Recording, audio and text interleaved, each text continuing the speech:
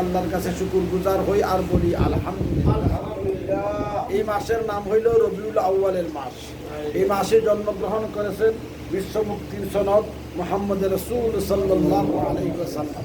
তো এখন তো মনে করেন পাড়ায় পাড়ায় ঘরে ঘরে প্রত্যেক বস্তিতে গ্রামে ইউনিয়নে দেশে শহরে সব জায়গায় মানুষের জন্মবার্ষিকী পালন করে। নিজের ছেলে ফেলে নাতি পতি মতি শ্রুতি খুতি এরকম মানুষেরও জন্মবার্ষিকী পালন করে। কিন্তু জন্মবার্ষিকী পালন করা বেদাত না সুন্নত সেই ওয়াজ কইরা আমাদের আর লাভ নাই, যেহেতু এটা মার্কেটে উঠে গেছে, সবাই আলোচনা সবাই এটা পালন করতেছে। কিন্তু আমরা এই জন্মবার্ষিকী নয়, কিন্তু মৌলুদে নবী নবী করিম সাল্লাল্লাহু আলাইহি ওয়াসাল্লামের জন্মের মাস উপলক্ষে উনার জীবনী থেকে আমরা কিছু আলোচনা করব, যেহেতু আমাদের হাতে সুযোগ আছে। আমরা যেহেতু তাফসীরের নিসবতে এই জায়গার মধ্যে জমা হই, এই জন্য এই রবিউল আউয়াল মাসে নবী করিম সাল্লাল্লাহু আলাইহি ওয়াসাল্লামের জীবনী সম্পর্কে আমরা কিছু আলোচনা করব। কারণ নবীজির জীবনী যেখানে আলোচনা হয় সেখানে আল্লাহর পক্ষ থেকে রহমত নাজিল হয়। নবীর জীবনী যেখানে আলোচনা হয়, যেখানে আলোচনা করে মানুষে, সেখানে আল্লাহর পক্ষ থেকে রহমত নাজিল হয়। যারা আলোচনা করবে আল্লাহ তাদের গুনাহকে মাফ করে দেয়, যারা আলোচনা করবে আর যারা আলোচনা শুনবে আল্লাহ তাদের দারজাতকে পূরণ করে দেয়। সেজন্য আমরা নবী করিম সাল্লাল্লাহু আলাইহি ইসলামের কিছু কিঞ্চিত আলোচনা যেহেতু আমরা জানি, আমরা তো এত বড় আলেমও না, এত বড় শূন্যওয়ালাও না, কিন্তু এরপরেও বড় হুজুর আর পাওয়া যায় কোথায়? কারণ বড় হুজুর পাওয়াও তো কঠিন আছে। আমরা যে ব্যস্ততার মাঝে থাকি, ওদের কাছে যাওয়াও কঠিন, ওদেরকে আনাও কঠিন। সুতরাং আমরা যাই জানি এর থেকে মোটামুটি একটা তজকরা এবং আলোচনা নিয়ে আসা। রবিউল আউয়ালের মাস যে 12 তারিখে, এই রবিউল আউয়ালের মাসের 12 তারিখে তো আগামী সপ্তাহ বুধবার বা বৃহস্পতিবার এরকম হবে। এই 12 তারিখেই মুহাম্মদুর রাসূলুল্লাহ সাল্লাল্লাহু আলাইহি ওয়াসাল্লাম জন্মগ্রহণ করেছেন। এই জন্য এর উপরে কিছু আলোচনা আজকে করব, বাকি আগামী সপ্তাহে দেখা যাবে। যদি আল্লাহ তৌফিক দান করেন হইতেও পারে, আবার অন্যটা হইতে পারে। আল্লাহ নবী রসুল মুহাম্মদুর রাসূলুল্লাহ সাল্লাল্লাহু আলাইহি ওয়াসাল্লামের পিতা হলেন আব্দুল্লাহ। আব্দুল্লাহর পিতা হলেন আব্দুল মুত্তালিব। আব্দুল মুত্তালিব, আপনারা এই সমস্ত কথা অনেকবার শুনেছেন, একবার দুইবার আর তিনবার নয়। যেহেতু 22 বছর ধরে আপনারা ওয়াজ নসিহত শুনেন, সুতরাং আমি যেই ওয়াজই করব আপনারা কানে সাক্ষী দিবে আর বলবে এটা তো শোনা কথাই, আবারও বলতেছে। তো শোনা কথাই বলতে হবে, কারণ আল্লাহও পুরানা, রসুলও পুরানা, কোরআনও পুরানা, ইসলামও পুরানা, ওয়াজও হবে পুরানা। কারণ যদি সব ডিজিটাল হইতো, আল্লাহও ডিজিটাল, নবীও ডিজিটাল, কোরআনও ডিজিটাল, তখন ওয়াজও হইতো ডিজিটাল। যেহেতু সুন্নাতা মান কাদ আরসালনা ক্বাবলাকা মির রুসুলিনা ওয়ালা তাজিদু লিসুন্নাতিনা তাহওয়িলা। ইসলামের মধ্যে কোনো ডিজিটাল নাই, কোরআনে কোনো ডিজিটাল নাই, আল্লাহর মধ্যে নতুন আল্লাহ আবার নাই, পুরানোই সব কিছু। এই জন্য ওয়াজও হবে আমাদের পুরানা। আল্লাহর নবী মুহাম্মদ রাসূল সাল্লাল্লাহু আলাইহি ওয়াসাল্লাম, উনার আব্বার নাম হইল আব্দুল্লাহ, আর আব্দুল্লাহর আব্বার নাম হইল আব্দুল মুত্তালিব। আব্দুল্লাহর আব্বার নাম হইল আব্দুল মুত্তালিব। আব্দুল মুত্তালিব জমজমের কুয়ার পানি উঠতেছে না, বন্ধ হয়ে গেছে। কোন এক সময় আব্দুল মুত্তালিব মান্নত করলেন যে যদি জমজমের কুয়ার পানি আল্লাহ আবার ফিরাইয়া উঠাইয়া দেয়, তাহলে আমি শুকরিয়া স্বরূপ আমার একটা ছেলে আল্লাহর রাস্তায় কুরবানি দিব। কারণ ওই যুগে ছেলে কুরবানি চলতো, মানুষ কুরবানি চলতো, মানুষের বেচা কিনা চলতো, মানুষের হাট বাজার ছিল। তো এই হিসাবে আব্দুল মুত্তালিব বলছে যদি আল্লাহ তাআলা এই জমজমের কুয়ার পানি আবার উঠাইয়া দেয়, তাহলে আমি আল্লাহর রাস্তায় আমার একটা ছেলে কুরবানি দিব। এই কথা বলার সাথে সাথে জমজমের কুয়ার পানি আবার অটোমেটিক চালু হয়ে গেল। এখন মান্নত তো পুরা করা লাগে, বেচারা কই হয়তো বিপদে পড়ছে। ছেলে ওনার 10 জন দেখে বলতেছে, বাবারা আমি তো মান্নত মানছিলাম জমজমের কুয়ার পানি উঠলে আমি আল্লাহর রাস্তায় একটা ছেলে কুরবানি দিব। এখন জমজমের কুয়ার পানি তো উঠছে, মান্নত তো আমার পুরা করা লাগে। স্বপ্নে আমাকে বিভিন্নভাবে বলা হইতেছে মান্নত পুরা না করলে ক্ষতি হবে। আমি পাদ্রীদেরকেও জিজ্ঞাসা করছি, এরাও বলতেছে যে হ্যাঁ মান্নত পুরা করুন লাগে। তো তোমরা 10 জন আসো, কে কুরবানি হইবা রেডি হইয়া আসো।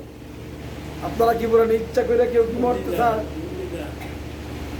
বড় যিনি আব্বাস আয়সা বলতেছে, আব্বা আপনি যে এই দিন মান্নত মানছিলেন, ওই দিন কি আমার নাম বলছিলেন যে আমি আমার বড় ছেলে আব্বাসরে কুরবানি দেবো? না বাবা, আমি নাম বলি নাই। ছেলে বাবা নাম যখন বলেন না, ইচ্ছা করে ছেলে আমিও মরতে রাজি না, আমি গেলাম বাবা। নাম যখন বলছেন না, তা আমি ইচ্ছা করে মরতে পারতাম না। আব্বাস গেছে, আমি হামজা, আব্বা আমার নাম বলছিলেন? বলে না বাবা, আমি তো তোর নাম বলি নাই, নাম ধরি নাই। বাবা আমিও ইচ্ছা করে মরতে রাজি না, আমি গেলাম। জাফর আইছে, আপা আমার নাম বলছিলেন? না বাবা, আমি তোর নাম বলি না, আমি বলছি আমার একটা ছেলে কুরবানি দিব। বলে বাবা তৈরি, আমি গেলাম, আমি ইচ্ছা করে মরতে রাজি না। এভাবে মনে করেন আবু তালিব আছে, উনিও গেছে, আবু রাহা আইছে, উনিও গেছে। আব্দুল্লাহ একবারে ছুট, উনি তো এত বুঝে শুধে না। এখন কি করা যাবে, কারে কুরবানি দিবে? কেউ তো রাজি হয় না। ইচ্ছা করে কেউ কুরবানি হইতে রাজি না, ইচ্ছা করে কেউ মরতে রাজি হয় না। মনে করেন 80 বৎসরের বুড়ারাও যদি আপনি কন তুমি এই ঘরে থাকলে আজকে রাত্রে আজরাইল আইবো, তুমি কারণ এই গরম পেটা আর ঘুমাইবো, সব ভাড়া শিখে বলে আজরাইল আইবো। এক বেচারি সবসময় তার স্বামী অসুস্থ, বেচারি ওকে, আল্লাহ আমার মাথার যতটা চুল আছে আমার স্বামীরে আল্লাহ তুমি এতটা হায়াত দাও। স্বামী মনে মনে খুশি, আমার স্ত্রী তো আমার খুব ভক্ত দেয়া না। আমার মাঝে মাঝে কয়, আল্লাহ তুই আমারে নিস গা, আমার স্বামীর তুই নিস না। স্বামীও মনে মনে খুব খুশি যে হ্যাঁ যাইতে রাজি, আমারও দিব না, আমার বউটা তো বউয়ের মতোই রে। আর একটু পরীক্ষা করে দেখার কাম। মনে করেন সন্ধ্যার সময় ওই যে বইসে মনে করেন গুড়া খায় না, বড় ইয়া আছে, গামলা আছে, গামলার ভিতরে বইসে মুখ দিছে না, মুখ দিয়া খাইতেছে। ঘটনাক্রমে ওই গামলা ওইটা বইসে মাথার মধ্যে ঠেকতে গেছে। এবার ওই গামলা যখন বইসে ঘরের ভিতরে ঢুকতে চাইছে, ঘরের ভিতরে ছিল 2 জন, এক খাটের মধ্যে বুড়া আর এক খাটের মধ্যে বুড়ি। অসুস্থ তো হইলে বুড়া না, বুড়িয়ে যখন দেখছে গামলা মনে করছে এইটাই করে আসাই বইসে, যে মুখের মধ্যে গামলা ওইটা খেয়াল করে নাই, বুড়িয়ে ফাল দিয়া খাটের থেকে লাইন দৌড় দিয়া এই বেটা আজরাইল ভালো করে দেখতে দান কবচ করিস, রুগীর খাট হইল এইটা আমারটা না। বেটাকে কি তুমি না আগে কইলা যে আজরাইলে আমার নেক আমার স্বামীর নেক না, ওখান তুমি খাও যে কার দেখে তুই দান কবচ করিস, রুগীর কাঠ এইটা এইটা না। জায়গা চললে বোঝা যায় মহব্বত আর মায়া কি কতটুকু। তো মানুষ ইচ্ছা করে মরতে চায় না, এমনি কয়ারি আমার স্বামী, আমার আদরের স্বামী, স্বামী মরে গেলে তোমরা আমার জেতা কবর দিয়ে লাগো। আচ্ছা দেখছেন কোনোদিন স্বামীর কবর কোন স্ত্রী যায়? জীবনও যায় না, কিন্তু কয় আমার জেতা কবর দিয়ে লাগবে আমার স্বামীর লগে। কিন্তু কেউ যায় না, কেউ খার কবরে যাবেও না, ইচ্ছা করে কেউ মরতে চায় না, সকলেই দাম বাঁচে। এবার আব্দুল মুত্তালিব গেছে আমার পাদ্রীদের কাছে, পাদ্রীরা আমার মান্নত কিভাবে পুরা করি, আমার ছেলেরা তো কেউ রাজি হয় না কুরবানি হইতে, কি করতাম? পাদ্রীরা কয়ে কাজ করেন, তাইলে আপনার ছেলে ছোট্ট যেটা আব্দুল্লাহ, হ্যাঁ তো আর তেমন বুঝে টুঝে না, ওরে সাজায় কুরবানি দিয়ে দেন।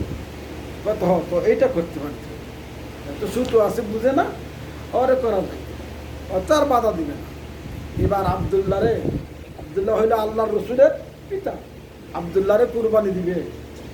আব্দুল্লাহরে এলাকাতে ঘোষণা দেওয়া হয়েছে আগামী সোমবারে সকাল 10টায় আব্দুল মুত্তালিব উনার ছেলে, ছোট ছেলে আব্দুল্লাহরে কুরবানি দিবেন। সুন্দর করে মনে করে খাওয়া টাওয়া খাওয়াইয়া, আদর করে গোসল টুসল পরাইয়া, নতুন জামা কাপড় পরাইয়া, কুরবানির সময় মালা টালা পরে না গরুর মধ্যে, এরকম মালা টালা পরাইয়া মিছিল টিছিল করে চতুর্দিকে ঘুরাইয়া টুরাইয়া বাইতুল্লাহর সামনে আনছে কুরবানি দিবে। ওইদিকে বাইতুল্লাহর ডান দিকে 40 জন মহিলা, বাইতুল্লাহর বাম দিকে 40 জন মহিলা, ওরা তরবারি হাতে দিয়ে উঁচা, তরবারি হাতে নিয়ে উঁচা হয়ে দাঁড়াই আছে আর বলতেছে, আব্দুল মুত্তালিব, আব্দুল্লাহ হইল আমাদের মক্কার ধন, আব্দুল্লাহকে দেখলে আমাদের বরকত হয়, আব্দুল্লাহ আমাদের সৌভাগ্য, আব্দুল্লাহরে দেখে আমরা কোথায় গেলেন আমাদের ব্যবসা বাণিজ্যে বরকত হয়। অতএব আব্দুল্লাহরে কুরবানি দেওয়ার জন্য আমরা এই মহিলা যারা আছি আমরা দেব না। যদি আব্দুল্লাহরে কুরবানি দেও তাহলে হে আব্দুল মুত্তালিব, তোমার বিরুদ্ধে আমরা মিছিল করব, তোমার বিরুদ্ধে আমরা অনশন ধর্মঘট করব, ওয়াল রাইটিং করব, তোমার বিরুদ্ধে যুদ্ধ ঘোষণা করব, আব্দুল্লাহরে কুরবানি দিতে আমরা দেব না। এইবার ওই মহিলাদের সাথে সাথে কিছু বণিক যারা ব্যবসায়ী ছিল সওদাগর, ওরাও দাঁড়ায় গেছে, বলতেছে আব্দুল মুত্তালিব খবরদার, তোমার আব্দুল্লাহর চরিত্র এত ভালো এত সুন্দর যে ওর চেহারা দেখে আমরা ব্যবসা বাণিজ্য গেলে ব্যবসার মধ্যে দ্বিগুণ লাভ হয়, সুতরাং আব্দুল্লাহরে কুরবানি দিতে আমাদেরও বাধা, আমরা কুরবানি দিতে দিব না। যদি কুরবানি দাও তাহলে মক্কা আগুন লাগবো, মক্কায় যুদ্ধ বাঁচবে, তোমার সাথে আমরা যুদ্ধ করব। আব্দুল্লাহর কুরবানি মক্কায় হবে। এবার বিপদে পড়ছে নি বেচারা, আবার পাদ্রীদের কাছে গেছে আব্দুল মুত্তালিব, পাদ্রীরা আমি তো কুরবানি দিতে চাই আব্দুল্লাহ রে, আব্দুল্লাহও রাজি, কিন্তু ওই যে মহিলারা তরবারি উঁচু করে তারা দাঁড়িয়েছে আর বলতেছে আব্দুল্লাহর কুরবানি দিলে তারা যুদ্ধ ঘোষণা করবে, আমার সাথে বিদ্রোহ ঘোষণা করছে। এইদিকে সওদাগরেরা তারাও প্রতিবাদ করতেছে। কি করি আপনারা একটা বুদ্ধি দেন। পাদ্রীরা করতে এক কাজ করেন, লটারির ব্যবস্থা করেন। একটা কাগজের এক সাইডে 10টা উটের নাম লেখেন, আরেক সাইডে আব্দুল্লাহর নাম লেখেন, আর লটারি করেন। যে সাইড উপরে আসবে সে তার কুরবানি হবে। যদি কুরবানির এই উটের 10টা নাম যদি উপরে আসে উট কুরবানি হবে, আর যদি আব্দুল্লাহর নাম আসে তাহলে আব্দুল্লাহর কুরবানি হবে। কেউ প্রতিবাদ করবেন।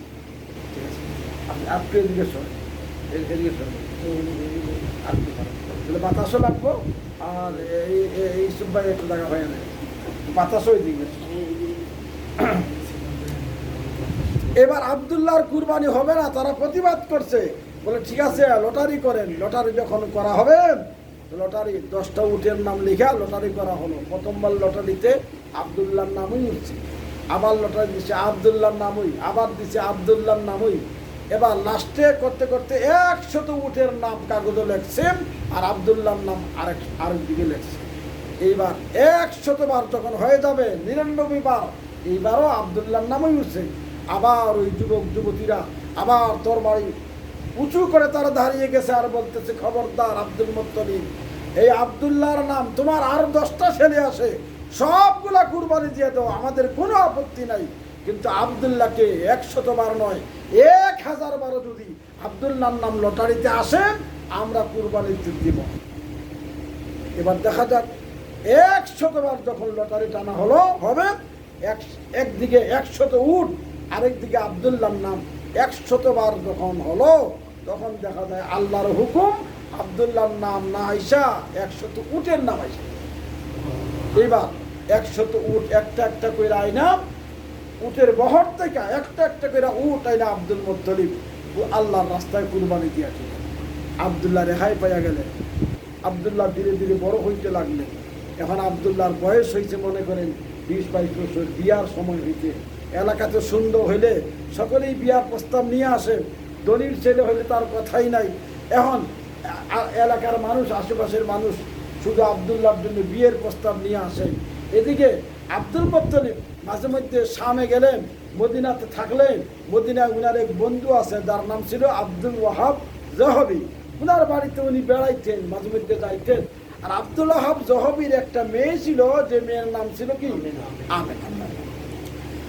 তো আব্দুল মুত্তালিব বলতেন, বন্ধু তোর মেয়ে আমেনা খুব সুন্দরী, আমার ছেলে আব্দুল্লাহ খুব সুন্দর, আমার আব্দুল্লাহর বউ বানাইয়া নিলে তোর মাইয়ারে খুব মানাইব, দেখিস তুই কিন্তু আমার না জিজ্ঞাসা না কইরা তোর মেয়ের কোথায় বিয়া দিস না, আমার জিগাইয়া এরপরে দিস।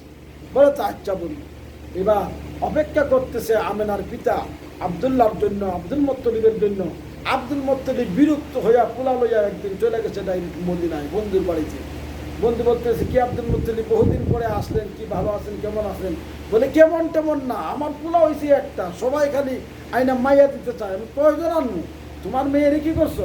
আমার আমেনা তো রাখছি, আপনি বলছিলেন হিসাবে রাইখা দিতে, বা তাড়াতাড়ি এক কাজ করো, কোনো খবর টবর না, বিয়ে পড়াইয়া দাও, আমি বউ ছাড়া কিন্তু আর মক্কায় যাবো না। এবার বিয়ে হয়ে গেল, বিয়ে পড়ে আব্দুল্লাহর বউ নিয়া মক্কায় চলে আসলেন। বলেন আলহামদুলিল্লাহ।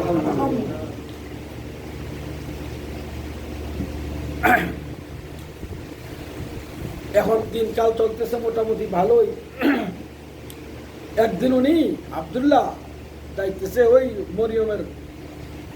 মরিয়ম ছিল জমিদার নৌফলের মেয়ে, ওই যে আগে প্রতিবাদ করছিল আব্দুল্লাহর কুরবানি হবে না, ওই জমিদার নৌফলের মেয়ে মরিয়ম এর মধ্যে একজন গুরুত্বপূর্ণ ব্যক্তি হিসাবে ছিল।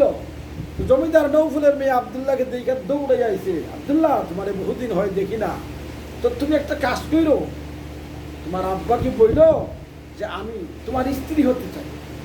দেখো আমি জমিদার নৌফুলের মেয়ে, আমার মা মারা গেছে, বাবার এই কোটি কোটি টাকার সম্পত্তি, আমার ভাই বেড়াদর আর বোন কেউ নাই, আমি একাই পাবো।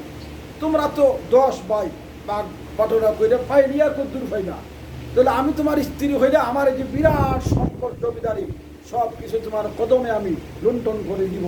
দেখো তোমার আব্বারে বইলা আমি তোমার স্ত্রী হতে চাই, তোমার আব্বারে বইল, যদি বলেন তাহলে তুমি আইসো। ঠিক আছে তো, আব্বারে বইলা কালকে আমি আসবো। আব্দুল্লাহ মনে খুশি হয়েছে, বিয়ার খবর শুনলে মানুষ কি হয় না। আমি সে বলি 80 বছরের, একবার 80 বছর বয়স দাদা, মনে করেন ফাড়া খেতা গায়ে দিয়া, মনে করেন শীতের দিন বারিন্দা শুয়ে আছে, যদি দাদারে গিয়া কোন দাদা তোমার লাগে একটা বিয়া ঠিক করেছি, কেমন দাদা শুয়ে থাকবো না, দাদা কাজ কি তুই নাতি কোন জায়গার বিয়া, কারণ বিয়ার খবর শুনলে মানুষ স্বাভাবিক কি হয় একটু খুশি হয়। বিয়া ঠিক আছে, তুই বিয়া পাবি আমার কাছে, আর তোর মতো সুন্দরী মেয়া, ঠিক আছে কাল কি আসবো। আব্দুল্লাহ বাড়িতে গিয়া বাবারে রাজি করছে, জমিদার নৌফুলের মেয়ে কোটিপতির মেয়া হয়ে আলাইছি। আপনি কি কর দেখেন না, আমাদের দেশে পোলা পাগল হয়ে গেছে, বাবা তুমি বুঝবা না, মা তুই বুঝবি না, যে সম্পদ তার আছে আমার মতো সন্তান ড্রাইভারে রাখতে পারবে, খালি বিয়ে কইরালই না, এরপর দেখবি না আমার বাড়ি ঘর স্বর্ণ দিয়ে ফাঁকা কইরালাম। এবার আব্দুল্লাহ রাত্রে আবার কিন্তু ম্যাডামের সাথে উনি ছিল, সকালবেলা সুন্দর করে সাইজা বুঝা পাগড়ি টাগড়ি লাগাইয়া ঘোড়ার পৃষ্ঠে শোয়া হইয়া চশমা টশমা লাগাইয়া ধা ধা করে চলে গেছে জমিদার নৌফুলের বাড়িতে। জমিদার নৌফুলের মেয়ে তো অপেক্ষায় আছে, স্বামী আসবে, তারিখ পেয়ে গেছে। বহু দূর থেকে দোতলার ছাদের থেকে দেখছে আব্দুল্লাহ আসতেছে, এবার আরো কাছে আসছে, আরো কাছে আসছে, বলছে যে আর একটু পর্দার সামনে আসো। যখন একটু পর্দার সামনে আইছে তখন জমিদার নৌফুলের মেয়ে আব্দুল্লাহর সেই মাথার যে কপালের নূর, ওই নূরের দিকে তাকাচ্ছে বারবার, কপালের দিকে বারবার তাকাচ্ছে, তাকাইয়া বলতেছে আব্দুল্লাহ তুমি একটা কথা গোপন রাখতে সবার কাছে মনে হয়, তুমি সত্য কথা বলো তো, তুমি কি বিয়ে করছো? হ্যাঁ বিয়ে তো করছি। তুমি কি গত রাত্রেও তুমি ছিলা? বলে হ্যাঁ আমি তো স্ত্রীর সাথে ছিলাম। বলে আব্দুল্লাহ তোমার এই কপালের মধ্যে একটা নূর ছিল এতদিন, আমি তো ভাবছিলাম জমিদার নৌফুলের মেয়ে নূরের মা হব, এই নূরে মোহাম্মদী নূর চলে গেছে তোমার কপাল থেকে, এখন তো আর নূর দেখতেছি না, এই নূর তো তোমার কপালে নাই। আমি চাইছিলাম নূরে মোহাম্মদীর মানে আমি হইতে পারি, মোহাম্মদের মানে আমি হইতে পারি, সেজন্য আমি জমিদার নৌফুলের মেয়ে হইয়া তোমার মতো একটা পাবলিকের কাছে বিয়ের প্রস্তাব দিয়েছিলাম। আমি তো নূরুল্লাহ মোহাম্মদকে কথা দিয়েছি, আমি তো নূরুল্লাহ আব্দুল্লাহকে কথা দিয়েছি, শুধু আব্দুল্লাহকে কথা দেই নাই। 9 লাখ গেট আউট, তোমার আমার পছন্দ হয় না, কারণ তার কারণে পছন্দ করছিলাম ওইটা তো কি আব্দুল্লাহ চেহারা কালা হইয়া গেছে, কিরে সাজ্জা ঘুরতে আইলাম ঘোরা পৃষ্ঠে সোয়ারিয়া, বাড়িতেও বললাম এখন খালি হাতে বাড়িতে যাবো, কি করা যায়, যাক এছাড়া তার কোনো পথ নাই।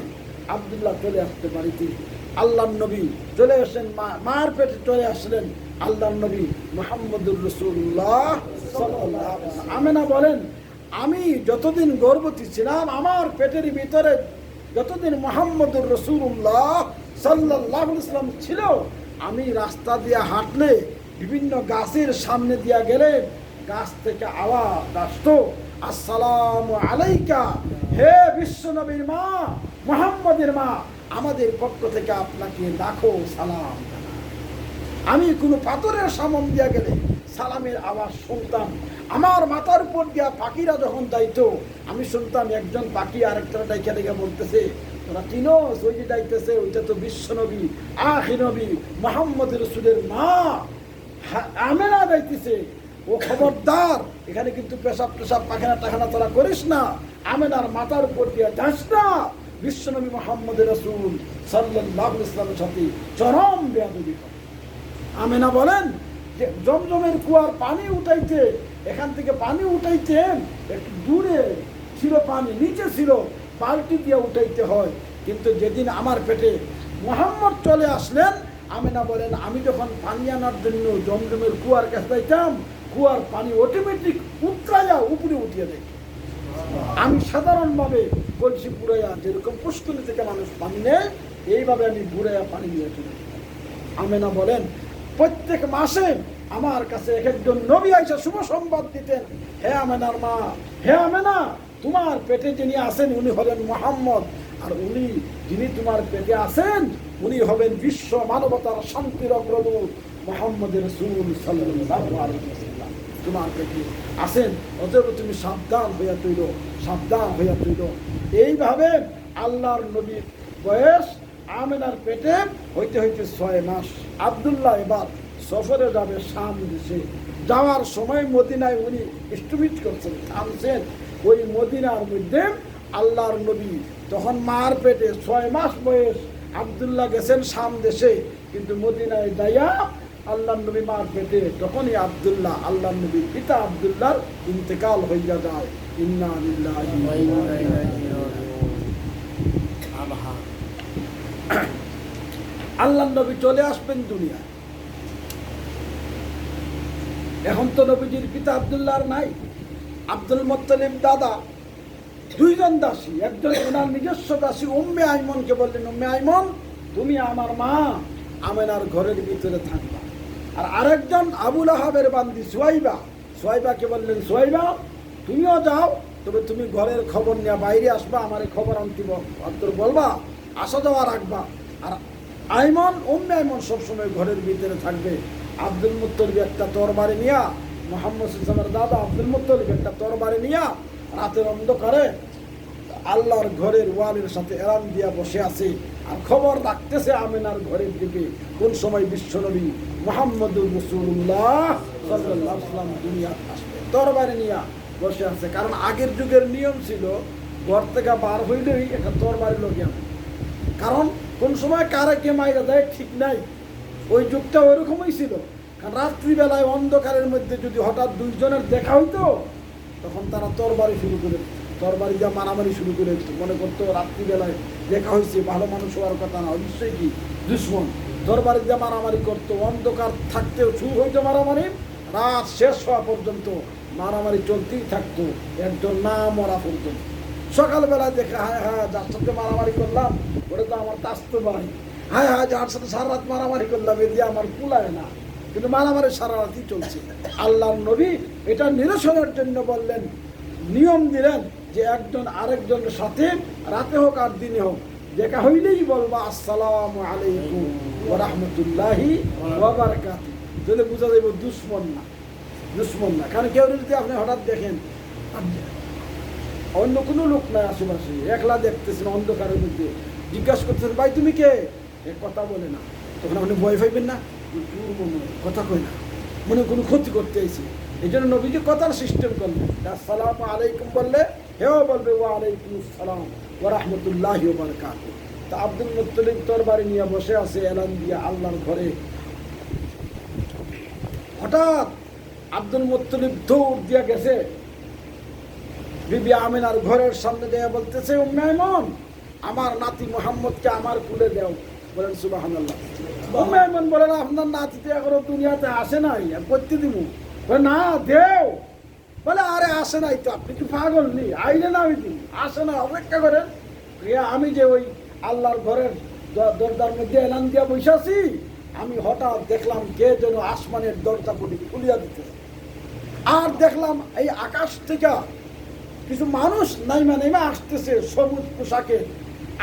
একজন আরেকজনকে ডেকে বলতেছে, ও রহিমা তাড়াতাড়ি আস, মরিয়ম তাড়াতাড়ি আয়, আসিয়া তাড়াতাড়ি আয়, হাওয়া তুইও আস, আমরা চল আমেনার ঘরে যাই। আমেনার সন্তান বিশ্ব মানবতার অগ্রদূত মুহাম্মদ রাসূল সাল্লাল্লাহু আলাইহি ওয়াসাল্লাম দুনিয়াতে আসবেন, চল আমরা আমেনার সহযোগিতার জন্য যাই।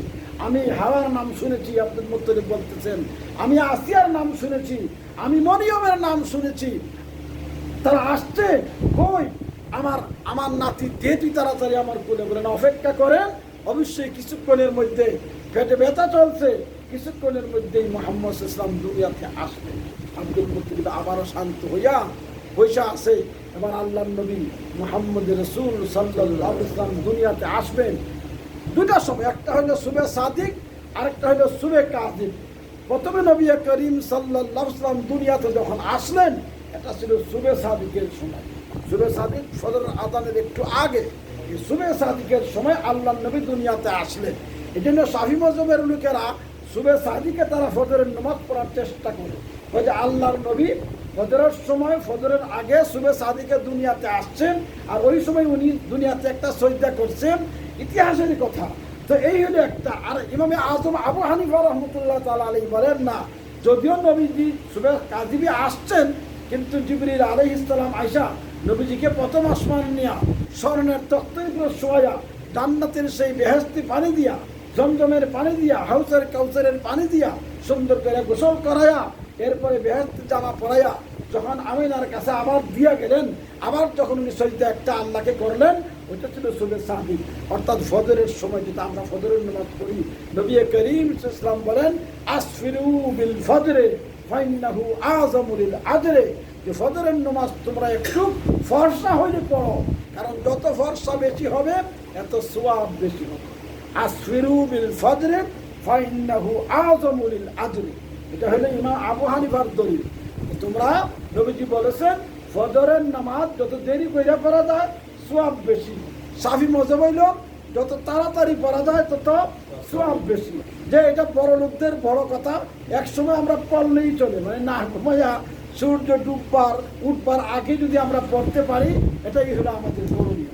তো আল্লাহর নবী মুহাম্মদুর রাসূলুল্লাহ সাল্লাল্লাহু আলাইহি ওয়াসাল্লাম উম্মে আইমান বলেন, এমন অবস্থায় আসলেন যে স্বাভাবিকভাবে যেভাবে দুনিয়াতে সন্তানরা আসে, আল্লাহর নবী এইভাবে আসেন নাই, বরঞ্চ একটা আলাদা প্যাকেটিংয়ের মতো একটা প্যাকেটের ভিতরে আল্লাহর নবী ছিলেন। এই প্যাকেটিংয়ের অবস্থায় নবী করিম সাল্লাল্লাহু আলাইহি ওয়াসাল্লাম দুনিয়াতে আসলেন। সেটা ছিল 12ই রবিউল আউয়াল, যেটাকে আমরা পালন করি মিলাদুন নবীর মাধ্যমে। অর্থাৎ ওই তারিখে আমরা নবীজির জীবনী আলোচনা করি, সারা জীবন করি না, অন্তত এই দিনে যদি এক বেচারা সারা জীবনেই নামাজ পড়ে না, হঠাৎ মনে করেন শুক্রবারে নামাজও গেছে, হ্যাঁ কি বাইরে আবার করে দিবেন? এবার সারা জীবন ফরজ না, হ্যাঁ সারা জীবন মসজিদে যায় না, এখন সবে বরাত গেছে আর যায় না কেউ, তখন হুজুরে খেদাই দেয়, সবে বরাত মসজিদে আসতে বেদাত। কখন আমি জীবনে একটা দিন আইই না, আজকে আইলাম তো আপনি খেদাই দিলেন, খালি করে মসজিদ বন্ধ করুন, তার বাড়ি খেলা বাইরে না। তো আমি তো কোনোদিন আসি নাই। তা আমরা তো নবীজির আলোচনা শোনার সুযোগ পাই না, বলার সুযোগ পাই না, শোনারও সুযোগ নাই।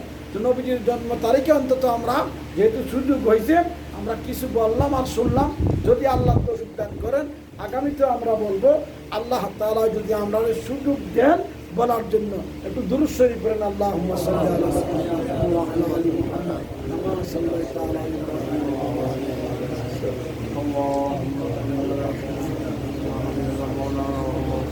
আল্লাহুম্মা